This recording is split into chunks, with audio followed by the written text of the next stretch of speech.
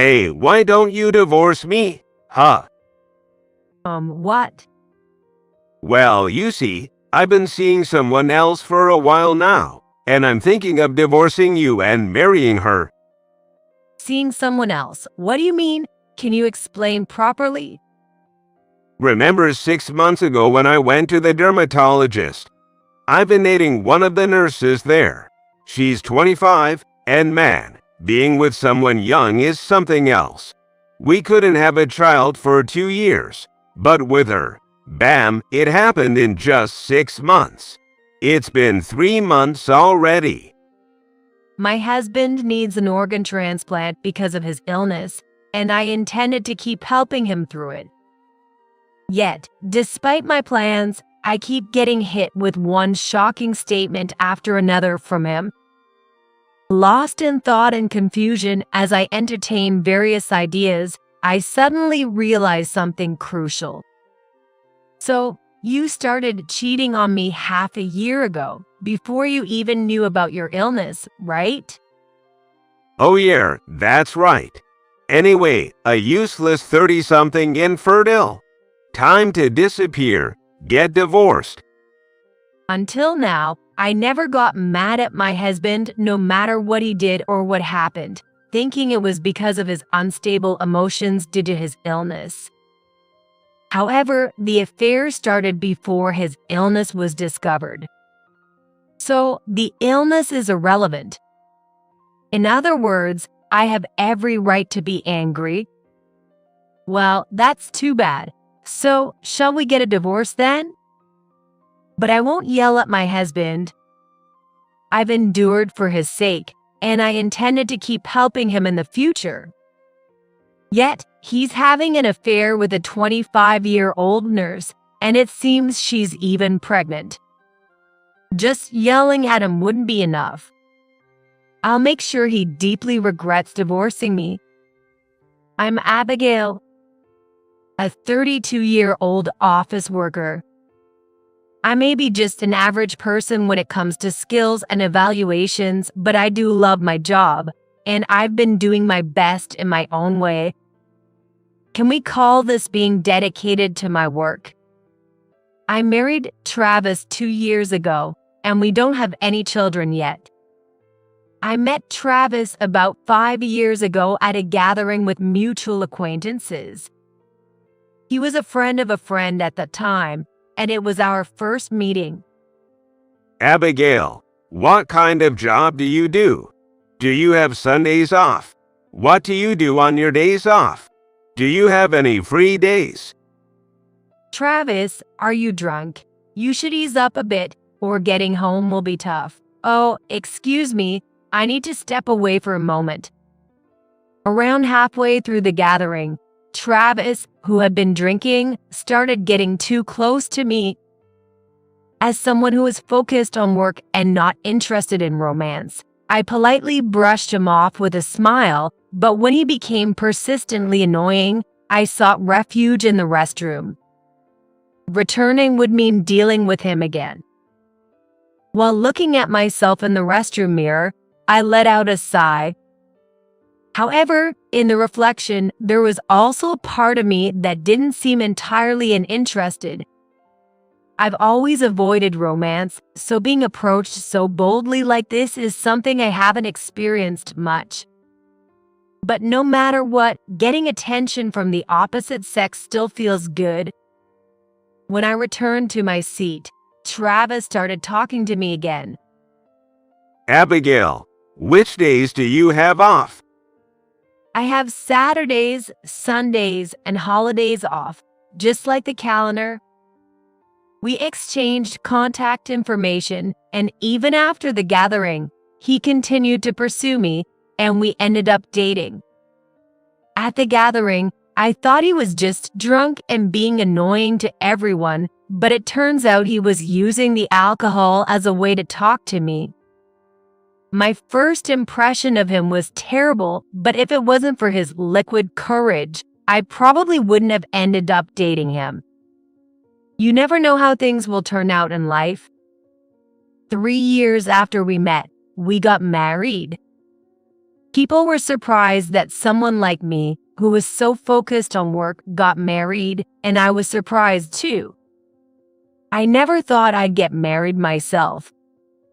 Dating Travis and seriously considering love and marriage seems to have changed my values. People change depending on their circumstances and environment. I was happy with married life with my husband. However, it's been 2 years since we got married. Now, I'm starting to regret getting married, thinking maybe I was better off single. We still haven't been able to have children. I'm 32 years old, and Travis is 37, so I'm starting to feel anxious about our ages. But it seemed strange to me that we still hadn't been able to have children, so I decided to undergo infertility testing. And now, I have to tell him the result with a heavy heart. So, did you find out the results of the test today? How was it? It looks like I'm infertile after all. I see.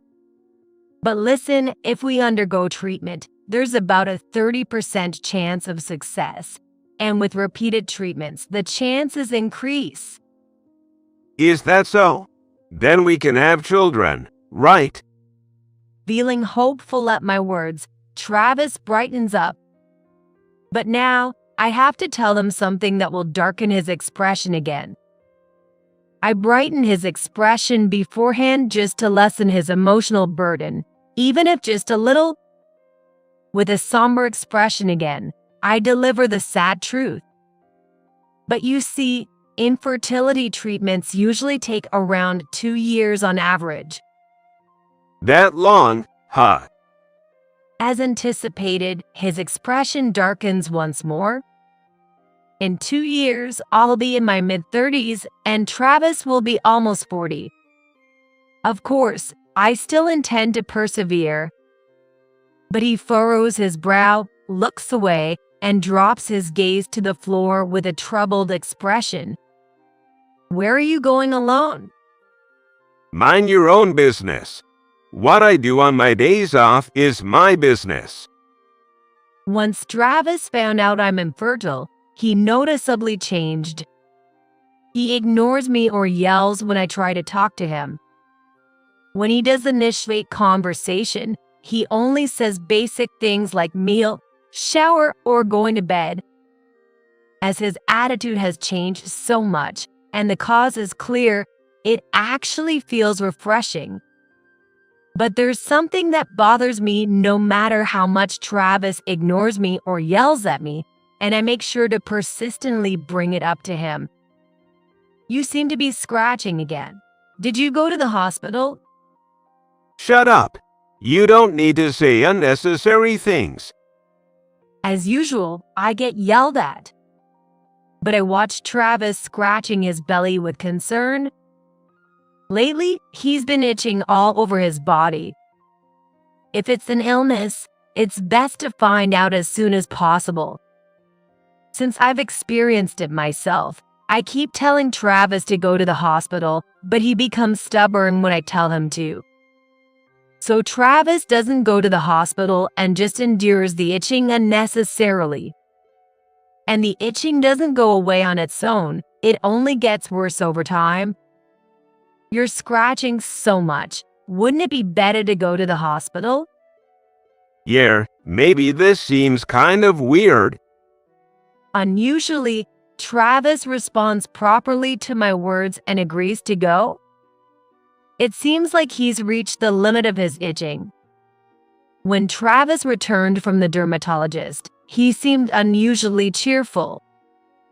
Sitting on the living room sofa with a happy expression, he began applying the ointment he got from the hospital to his body. What did they say at the hospital? Since the cause isn't clear, they said to apply the anti-itch cream for now and see how it goes. Finally, I'll be relieved from this itchiness. Perhaps because the itching was quite severe, Travis seemed to be applying the ointment excessively to the point where I thought it might be too much. I considered giving him a warning, but since he was unusually cheerful, I decided to leave him be. Thanks to the medication, the itching seemed to have improved slightly, and Travis remained in good spirits. Maybe because the itching had lessened, he found it easier to go out, as he started dining out after work and wouldn't return home until late on weekends when he went out alone. It's the wife's duty to worry if her husband comes home late. However, since we hardly talk when he's home, and I'd only end up taking care of him, I feel more at ease when Travis is out. He's in a good mood anyway, so I thought it was fine for him to stay out for a while longer. However, despite risking Travis's mood, there's something I need to address. Lately, you haven't been going to the dermatologist. Are you okay? Yeah, I'm fine. Even if I go, I'll just get more anti-itch cream. I still have some left, so I'll go when it runs out. But the doctor told you to come to the hospital, didn't he? God, you're always so naggy. I know my body better than anyone. If I say I'm fine, then I'm fine. While saying he's fine, Travis scratches his arm vigorously. He went to the dermatologist about 3 times, but then he suddenly stopped going. Although he's applying the anti-itch cream, it only eases the itch. It doesn't make it go away completely. That's why I've been reminding Travis to go to the hospital properly. I might seem like a nuisance at home, but regardless, I worry about him. However, if I try to remind him, he ends up yelling at me as usual. Travis's bizarre logic seems to outweigh the knowledge and expertise of doctors. If Travis's itch could be cured by his bizarre theories, that would be fine, but it seemed far from reality, and his condition worsened. Hey, are you okay? Your eyes look yellow? Yeah, I'm fine, but I'm not feeling well, so I'm taking another day off work today. 6 months after Travis stopped going to the dermatologist. He couldn't even get out of bed and was scratching his body while lying down. The itching seems to have gotten even stronger, and it looks like he's been scratching his body while sleeping. There are spots of bleeding, and the bed is also stained with blood. It's okay to take a day off work, but please make sure to go to the hospital. I said I'm fine. It'll heal if I get some rest. Enough already. Your eyes look strange, and you're covered in blood, and you're still saying that? Forget about me. Just go to work. Travis yelled, but his voice wasn't as loud as usual. In this situation, I couldn't possibly indulge his stubbornness. So, I decided to take a day off work myself and forcefully take Travis to the hospital.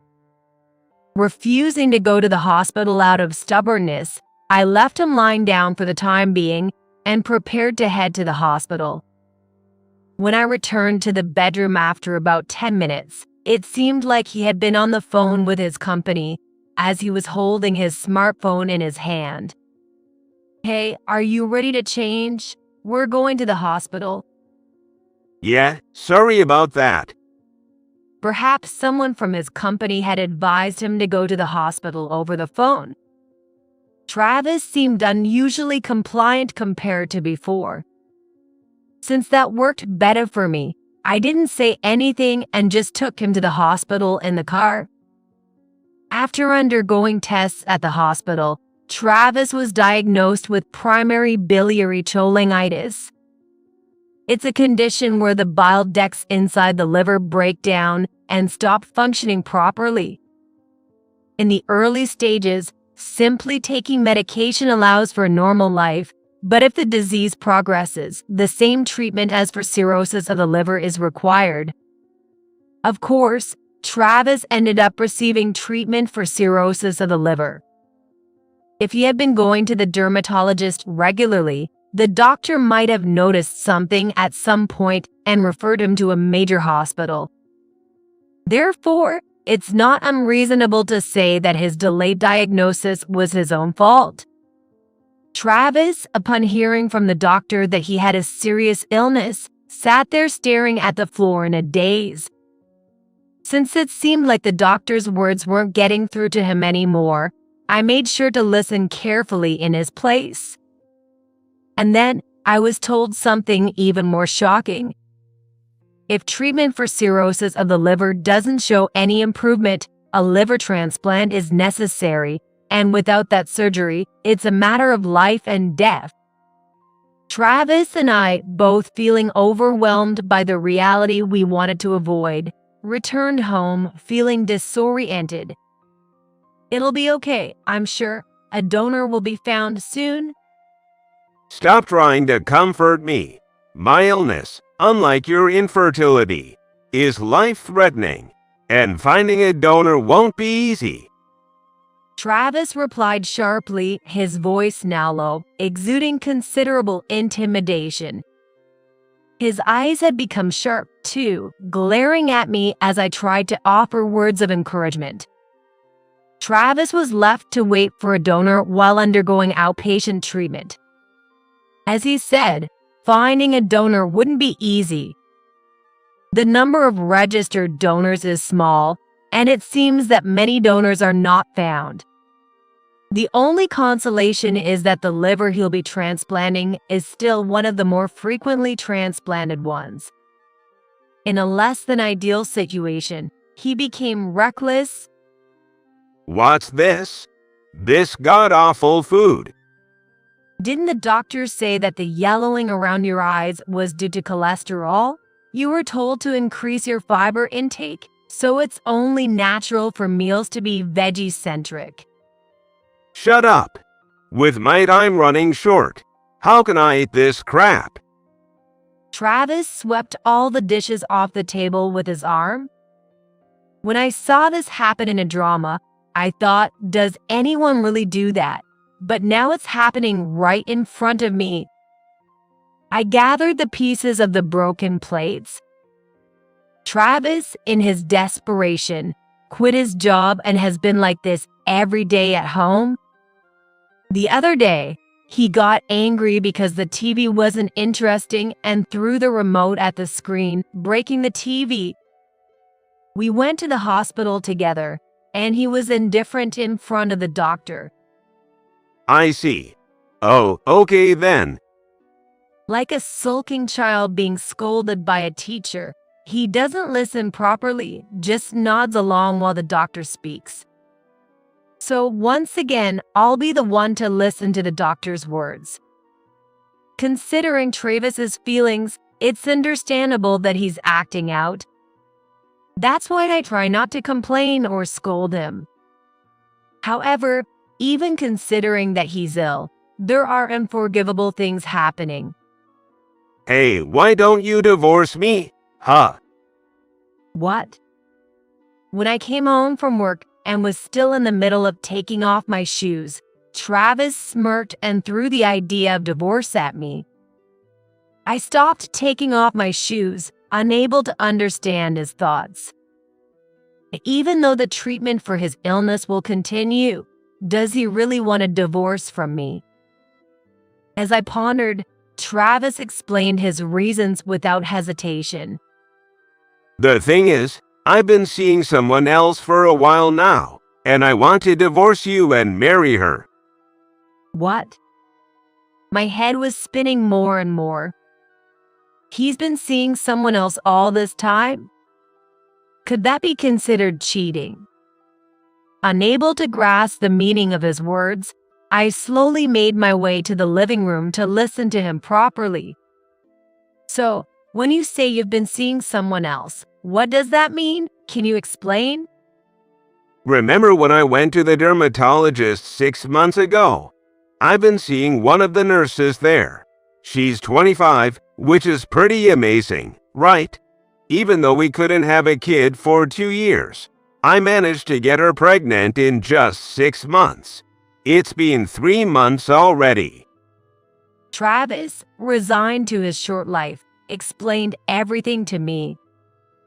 I was too shocked by the successive shocking statements to say anything, and my mind started spinning with various thoughts at high speed. As I contemplated, I began to understand his behavior over the past 6 months. He was in high spirits after visiting the dermatologist, and he started coming home late around the time he started going there. Despite adamantly refusing to go to the hospital when his illness was discovered, he suddenly became compliant and went. I remember he was holding his smartphone at that time. Perhaps when Travis made that call, it wasn't to his company but to his affair partner, wasn't it? Maybe the affair partner was worried about Travis, had been urging him to go to the hospital, and on that day, she called him seeking help, scolding him to go to the hospital. In just a few seconds, various thoughts raced through my mind. After finishing understanding the situation and speculating, I realized something crucial. If you started the affair 6 months ago, that means it was before your illness was discovered, right? Oh, yeah. Anyway, a useless guy in her 30s with infertility should disappear. Let's divorce. Travis keeps saying divorce with a grin on his face. Until now, I had never gotten angry no matter what Travis did or what happened to him, thinking it was because of his unstable feelings due to the illness. However, the affair happened before the illness was discovered. Therefore, the illness is irrelevant. In other words, I can get angry, right? Too bad. Then, shall we get divorced? However, I won't yell at Travis. I've put up with him and was planning to continue supporting him. And yet, he's having an affair with a 25-year-old nurse who apparently is even pregnant. Just yelling at him won't cut it. I want him to regret divorcing me thoroughly. The next day, I quickly got the divorce papers and decided to fill them out together with Travis. It's so smooth to get this divorce. It's a relief. He's smiling so brightly, you wouldn't think he's sick as he effortlessly fills in the form. Then it's my turn to sign. Well, I'll file this divorce papers myself, so I'll keep them for now. Oh, I'm just sorry for everything. Also, this isn't needed anymore, so I'll give it to you. Please keep it for reference for your future treatment. Huh? What's this document? I pull the divorce papers towards me and instead hand over a certain document to Travis. This is a document for a living liver transplant. A living liver transplant? Even though Travis should have heard the explanation together with me, he reacts as if he's hearing it for the first time. Seems like he didn't listen properly to what the doctor was saying after all. When we think of transplants, it's easy to imagine removing organs from deceased individuals. However, for some organs, it's possible to remove them from living donors and transplant them to patients. The liver, which Travis needs for transplantation, is one such organ.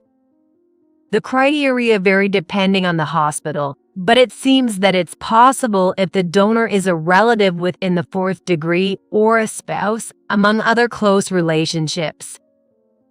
However, in the case of a living liver transplant, if there are potential donors willing to provide the organ, the transplant surgery can proceed without waiting for a match to be found.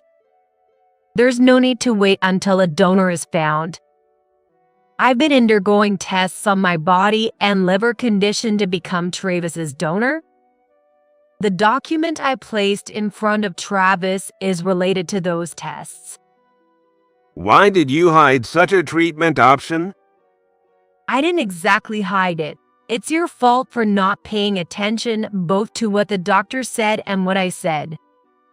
I was talking to the doctor right in front of you about becoming a donor. You weren't listening properly, so you probably just thought it was about people already on the donor registry, didn't you? But normally, wouldn't you tell me about it if you were going to get tested to be a donor, would you? True, I did quietly proceed with the donor testing because I thought you hadn't noticed anything. But that's because if I had failed the donor test, it would have devastated you again. So I planned to tell you when I knew I could report good results. After hearing my explanation, Travis picked up the document in front of him and began to read through it. However, the details written on it were quite complex, so he probably wouldn't be able to understand the content just by skimming through it. Deciding to clarify what the document meant, I said, "According to the test results, it seems I can become your donor without any issues." Really?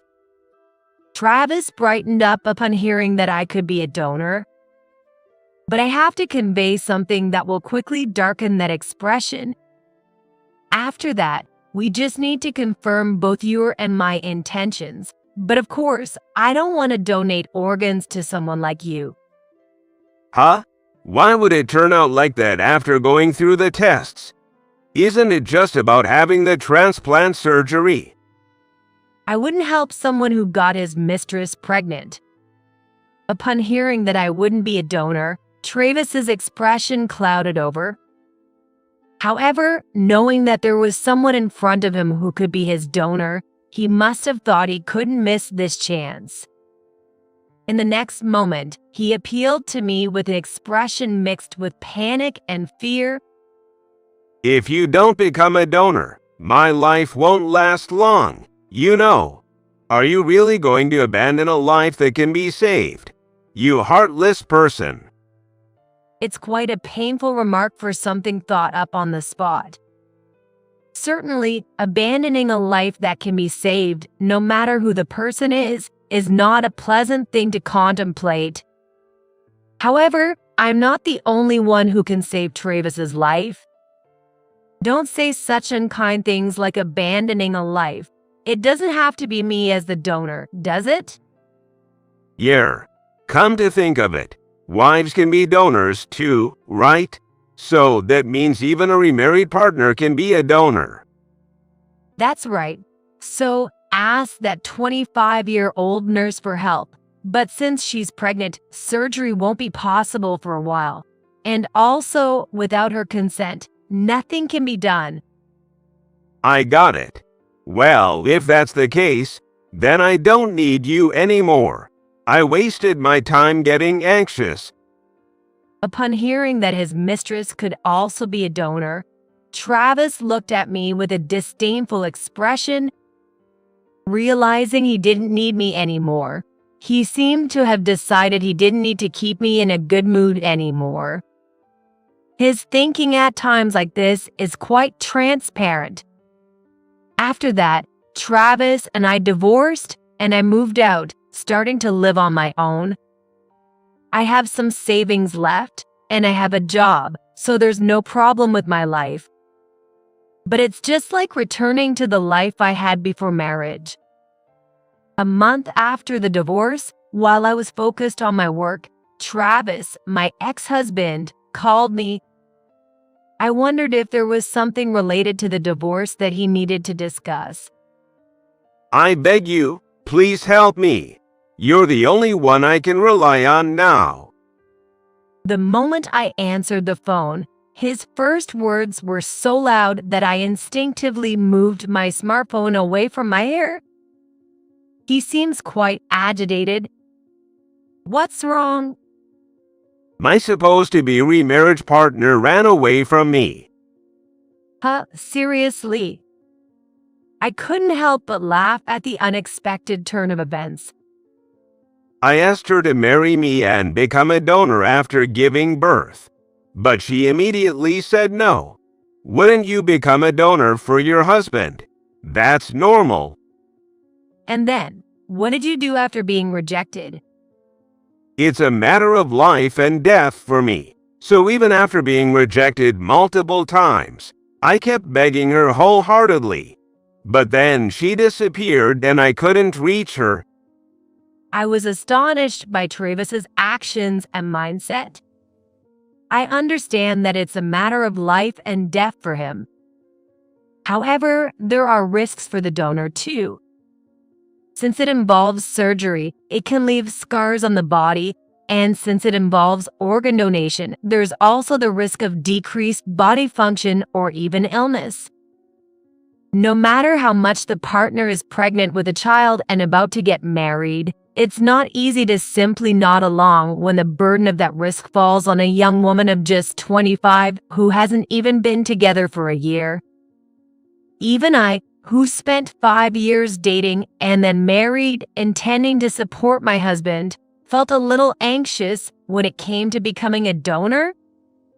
If she's pushed into such a critical decision as if she's being coerced, she's not exactly in an easy spot either. I understand why the affair partner would want to run away. And I can also understand Travis's feelings of wanting to cling to me after being abandoned by the affair partner, but it's a shame, but I can't help you anymore. Don't say that. Help me out. The test results must have shown that you can be a donor, right? Listen, we're already divorced, so we're complete strangers now. Didn't I tell you that only relatives can undergo living liver transplants? But then, I'm not going to marry you again. I firmly rejected Travis's plea. It's really easy to predict what he'll say in moments like this. what? What should I do?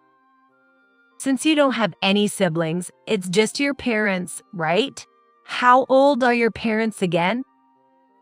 Well, I think my dad is 67 and my mom is 66. Too bad. Living liver transplants have an age requirement of 20 years or older, but younger than 65. You'll have to give up and wait for a donor to be found through donor registration. But what if they don't find one? Does that mean I only have 10 more years to live? I've been thinking about this for a while, but why do you assume it's only 10 years? Having a life expectancy of 10 years usually applies to people with rapidly progressing illnesses. The progression of illness varies from person to person, and in your case, you might live for another 30 or 40 years, right? But you never know what might happen. You divorced because you saw your affair partner as a potential donor and thought that a woman in her 30s who couldn't conceive was useless, right? Since we're complete strangers now, besides divorce-related matters, please don't call me. Travis kept crying and pleading, but since it had nothing to do with me, I decided to hang up. Well, good luck. I looked at the screen of my hung-up phone and silently cheered for Travis as an acquaintance in my heart. Travis seems to be alone, going through treatment while waiting for a donor, after divorcing me and being abandoned by his affair partner. Although he quit his job, he had savings from 15 years of work, so for now, he's managing by dipping into his savings. However, both treatment and living expenses are draining his funds. He also has to pay me alimony for the affair and child support for the child his affair partner is going to have. As a result, his savings will likely disappear in no time. Travis knows he needs to find a job before he runs out of money, but it's tough to find work while dealing with an illness, so he's struggling to secure employment. Since he chose to let go of someone who was there to support him, I believe he should figure things out on his own. I've returned to focusing solely on my job. While Travis may be going through a rough patch after our divorce, I've come to realize that being single suits me. By focusing on work, it seems my perspective has changed once again. Until the time comes for that policy to change again, I'll keep working hard for a while.